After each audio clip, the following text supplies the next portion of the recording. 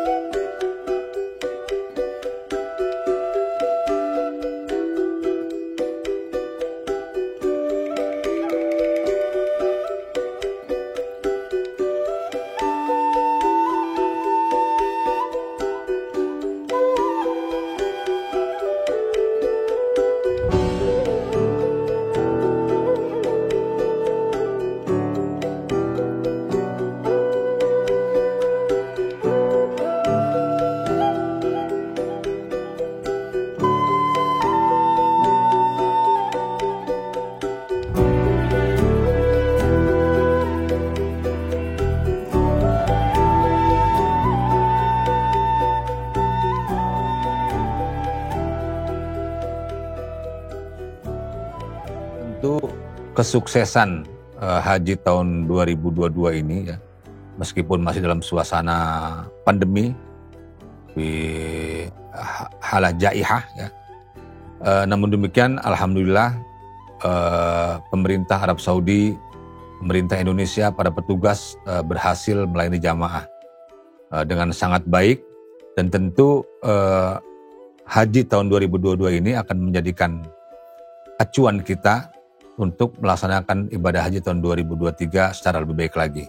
Mudah-mudahan kami berharap kuotanya, hissahnya itu ta'udu kama hiya, kembali normal seperti biasa, menjadi 204.000 untuk jamaah reguler, 17.000 untuk jamaah haji khusus, sehingga kuota tahun 2023 bisa mencapai mi'ah bil mi'ah, 100% ya. Sehingga akan mengurangi daftar tunggu jamaah haji di tanah air. Jamaah yang sudah menunggu sekian lama untuk melaksanakan ibadah haji, mudah-mudahan dengan kembalinya kuota ke kuota normal menjadi 100% akan memperpendek masa tunggu jamaah haji di Indonesia.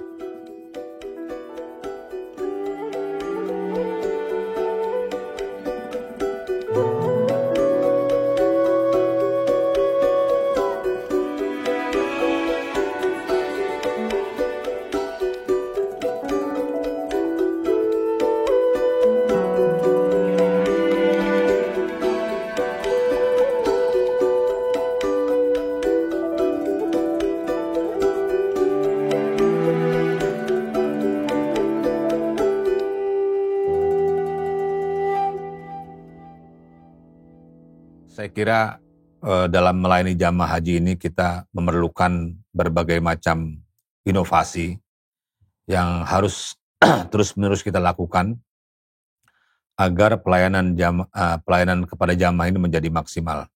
Dan itu menjadi concern dari pemerintah Indonesia dan pemerintah Arab Saudi. Sehingga kami terus berkoordinasi dengan Kementerian Haji dan Umroh, dengan pihak-pihak terkait di sini, dengan Syarikah Janub Syarikah Asia, Syarikah Adillah di Madinah, Syarikah Janub Syarikah Asia di Mekah, dengan Maktabul Wukala ya, dengan semua pihak terkait agar kami bisa bersinergi dan bisa melayani jamaah haji dengan maksimal, dengan baik sekali. Dan saya yakin pemerintah Indonesia maupun pemerintah Arab Saudi itu sama-sama memiliki komitmen yang kuat untuk itu, untuk memberikan pelayanan yang terbaik bagi jamaah haji Indonesia, sehingga jamaah betul-betul bisa beribadah dengan nyaman, bisa beribadah dengan khusyuk, kemudian pulang ke tanah air menjadi haji yang mabrur, seperti itu.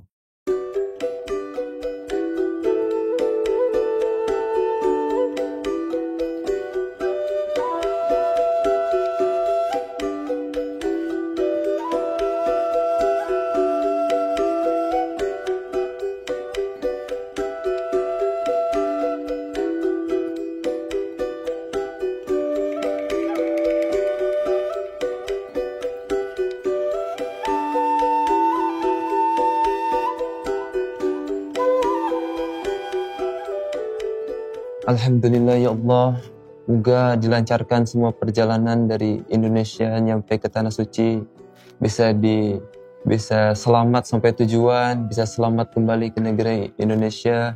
Ya Allah, moga digampangkan semua urusan, amin ya Allah ya Rabbal Alamin.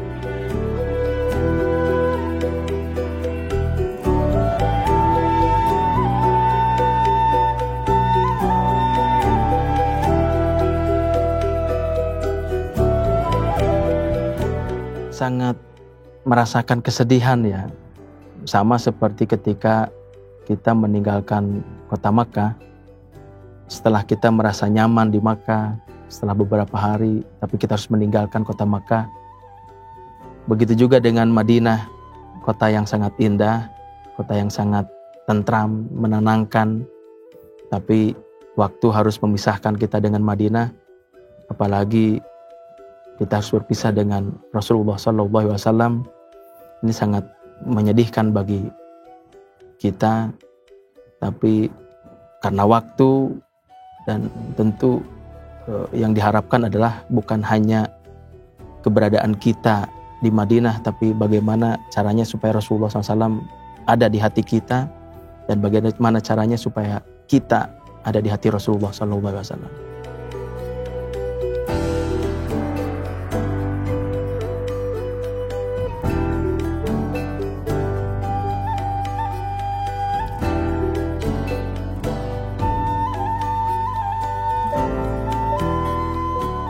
Menjadi pendamping atau pembimbing jemaah haji ini memang ada suka ada duka. Sukanya tentu karena kita bisa beribadah di Baitullah, kita bisa menemukan saudara baru kita bisa bersama-sama. Itu merupakan suka yang dirasakan oleh pendamping atau pembimbing.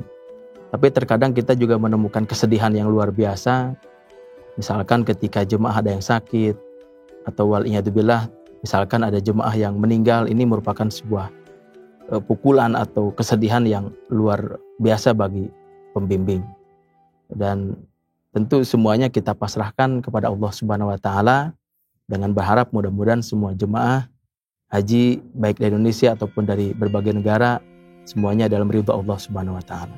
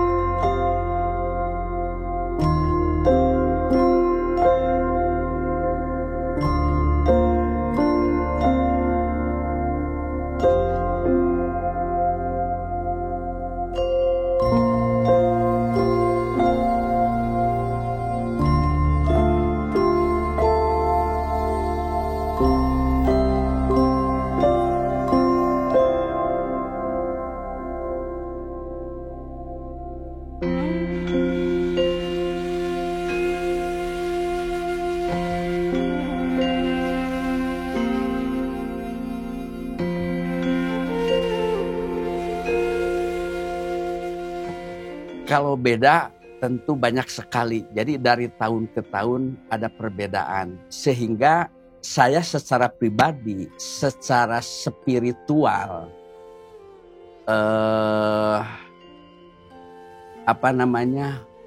bisa menyimpulkan.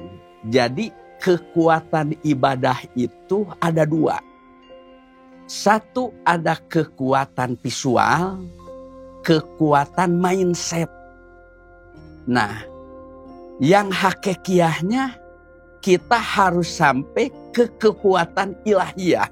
Contoh, orang yang pertama melihat Ka'bah pasti nangis. Ya Allah, alhamdulillah ya Allah, aku bisa bertawaf di Masjidil Haram, Ka'bah. Dia sampai menangis. Itu ada dua hal. Apakah tangisan air mata yang keluar dari itu kekuatan mindset. Karena dia merasa bangga, merasa takjub, bisa sampai ke kota Mekah ini sampai keluar air mata.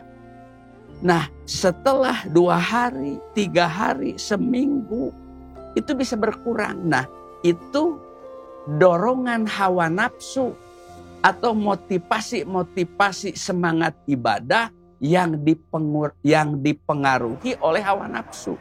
Tapi sudah bagus juga gitu. Tapi hakikiah manusia kalau bisa sudah menemukan ma'rifatnya kepada Allah, cucuran air mata bukan karena baru pertama kali.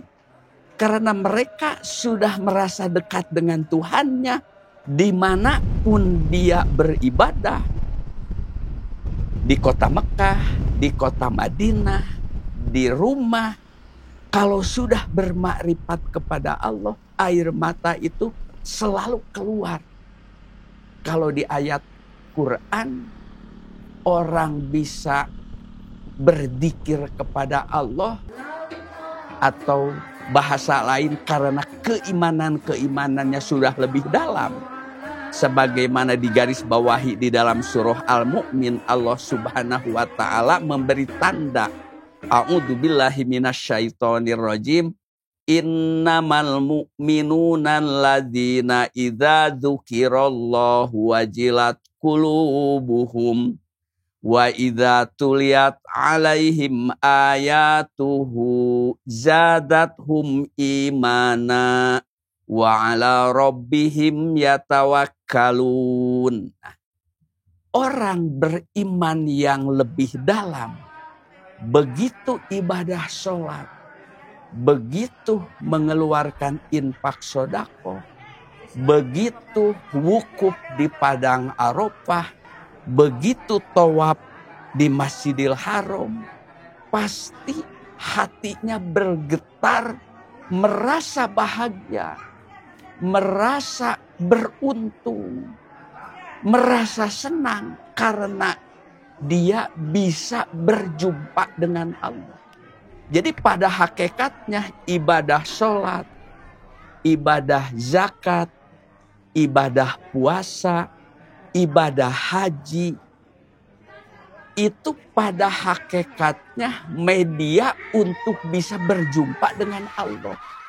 Makanya orang yang sudah menemukan Allah lewat sholat, lewat zakat, lewat puasa, lewat haji, itu akan melampaui kenikmatan yang bersifat duniawi.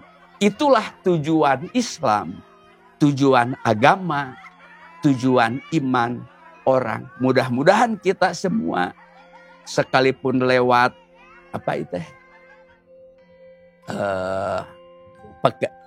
pekerjaan media ini bisa menemukan Tuhan, bisa menemukan Allah. Sehingga kalau kita sudah menemukan Allahnya, bekerja media ini tidak terukur oleh finansial, tidak bisa terukur oleh bersifat duniawi. Hanya Allah memberi wakil kepada kita untuk mendakwahkan Islam, mendakwahkan iman, mendakwahkan ihsan melalui media ini.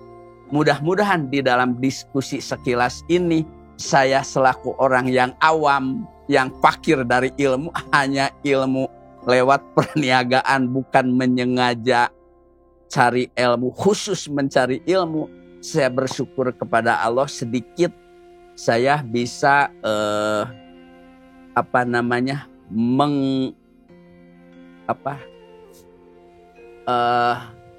menapak lacak, menelusuri ilmu-ilmu yang dialami oleh para nabi, oleh para sahabat, lebih dekatnya para waliullah. Mudah-mudahan saya karena sesuai dengan usia, ya sedikit belajar dari guru-guru kami bagaimana kita melaksanakan kehidupan di dunia ini pada hakikatnya menjadi khalifah wakil daripada Allah Subhanahu wa ta'ala.